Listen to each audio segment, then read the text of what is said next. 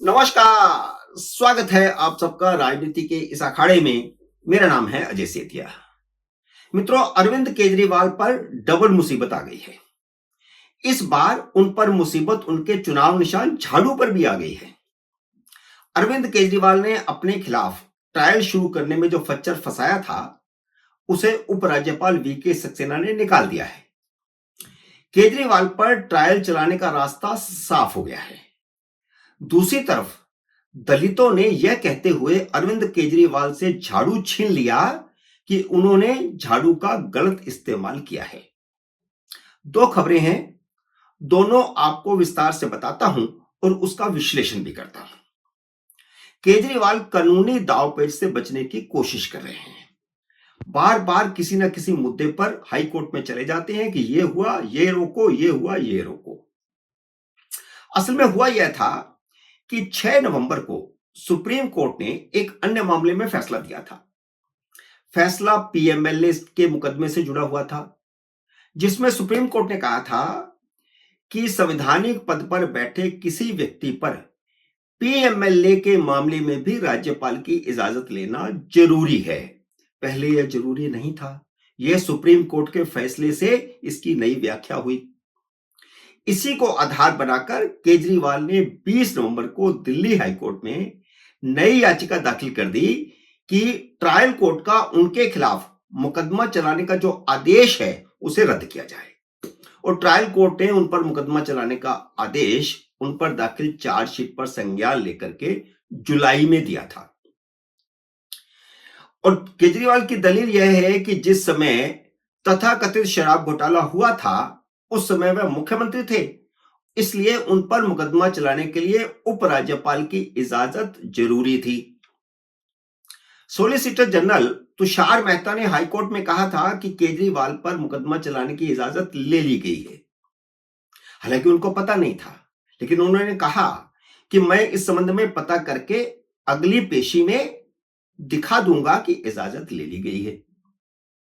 पहले अगली सुनवाई 19 फरवरी को हाईकोर्ट ने तय की थी, लेकिन केजरीवाल के वकील की गुहार पर उसे 30 जनवरी को तय कर दिया गया, क्योंकि केजरीवाल चाहते हैं कि चुनावों से पहले पहले वह मुकदमे को डिरेल करते हैं।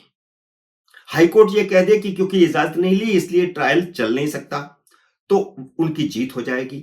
इस तरह की वह याचिकाएं लगाते रहते हैं। लेकिन अब यह औपचारिकता भी पूरी हो गई है।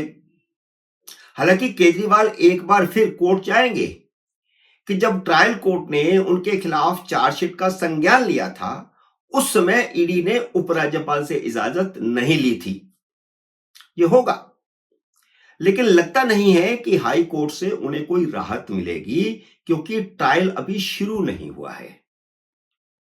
केजरीवाल ज्यादा ही होशियार बनते हैं। वह बार बार कह रहे हैं कि ईडी को छापों में एक ढिल्ला भी नहीं मिला। उनके खिलाफ छापा मारा गया, या सिसोदिया के खिलाफ मारा गया, या संजय सिंह के खिलाफ मारा गया, या और भी अनेक जगह पर छापे मारे गए, लेकिन एक ढिल्ला ईडी को नहीं मिला। उसका सारा केस झूठा है। ईडी कह रही थी कि रिश्वत का पैसा गोवा के चुनाव में खर्च किया गया, जिसका मनी ट्रेल उन्हें मिल चुका है, और ईडी वह मनी ट्रेल कोर्ट को दिखा भी चुकी है, इसीलिए जमानत नहीं हो रही थी। जैसे ही यह खबर आई कि उपराज्यपाल ने केजरीवाल पर मुकदमा चलाने की इजाजत दे दी है, आम आदमी पार्टी में खलबली मच गई है।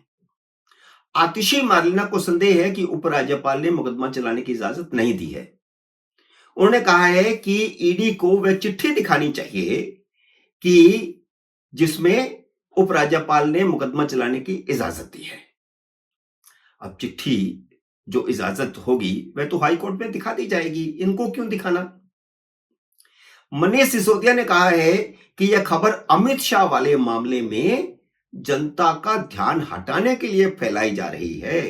यह खबर झूठी है, लेकिन जनता का ध्यान भटक जाए इसलिए यह अफवाह फैलाई जा रही है। असल में अमित शाह वाले 12 सेकंड के वीडियो ने बिखर रहे इंडिया अलायंस को एकजुट कर दिया है। अब दिल्ली में तो एकजुट नहीं हुआ है।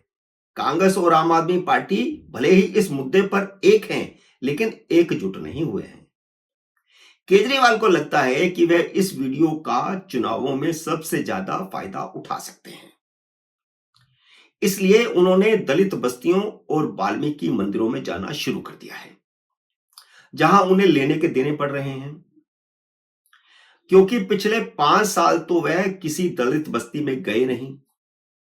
दिल्ली के मंदिर मार्ग पर एक वाल्मीकि मंदिर है, उसके पास ही एक दलित बस्ती भी है, और यह क्षेत्र जो दिल्ली विधानसभा क्षेत्र के अंदर आता है, जो केजरीवाल का निर्वाचन क्षेत्र है। जैसे ही अमित शाह के बयान के मामले ने तूल पकड़ा, केजरीवाल दलितों को गुमराह करने वाल्मीकि मंदिर चले गए।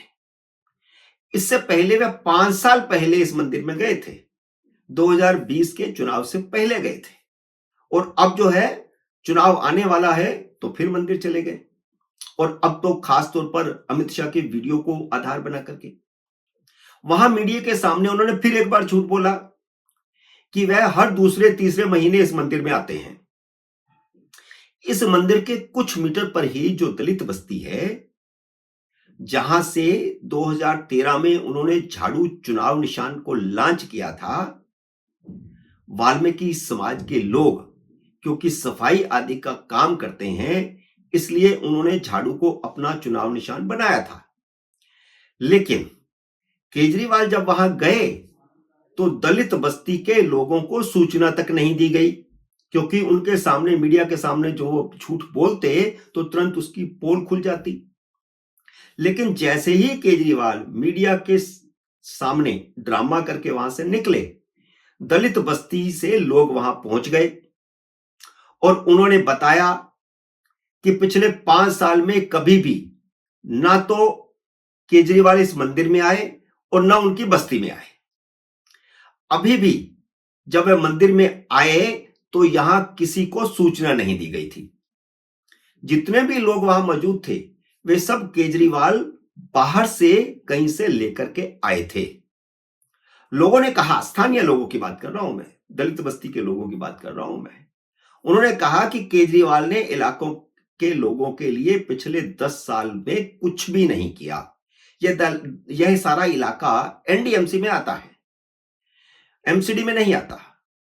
लेकिन न तो एमसीडी के माध्यम से उन्होंने कोई काम वहां पर किया, कर ही नहीं सकते थे, तो एनडीएमसी तो सीधी केंद्र के अधीन है, वहां किसी चीज की कोई कमी नहीं है, ना सफाई की, ना बिजली की, ना पानी की, ना सड़कों की। लेकिन उन्होंने, केजरीवाल ने क्या खास किया वहां पर? कुछ नहीं किया, ये स्थानीय लोगों का कहना है। और यहां तक कि वह उस दलित के घर भी नहीं गए जिसने 2013 में उन्हें झाड़ू चुनाव निशान दिया था। झाड़ू उनके हाथ में पकड़ा करके कहा था कि इसे निशान बनाइए। उसके घर भी केजरीवाल जब यहां आए तो नहीं गए, लेकिन केजरीवाल के साथ आए और उन्हीं के साथ चले गए। विजुअल मीडिया में से किसी ने भी स्थानीय दलितों की बात रिकॉर्ड नहीं की। अपने टीवी चैनल पर दिखाना तो बहुत दूर की बात, वो तो बाद में एडिटर फैसला करेंगे या जो भी होगा। लाइव होता तो बात अलग थी, लेकिन रिकॉर्ड भी नहीं की। लोगों से हुई बातचीत को इंडियन एक्सप्रेस ने छापकर बिकाऊ मीडिया की भी पोल खोल दी है। इसी से अंदाज लगाया जा सकता है कि दिल्ली में इस बार केजरीवाल के खिलाफ हवा बह रही है, जमीन उनकी खिसक रही है। बाकी तो चुनाव नतीजे ही बताएंगे। मित्रों, उम्मीद है मेरा ये वीडियो आपको पसंद आया होगा। इसे लाइक और शेयर कीजिए। अगर आपने मेरे YouTube चैनल को अब तक सब्सक्राइब नहीं किया तो कृपया सब्सक्राइब करके अपना आशीर्वाद दीजिए। जल्दी मिलते हैं अगले वीडियो में किसी अन्य विषय के साथ। तब तक नमस्कार।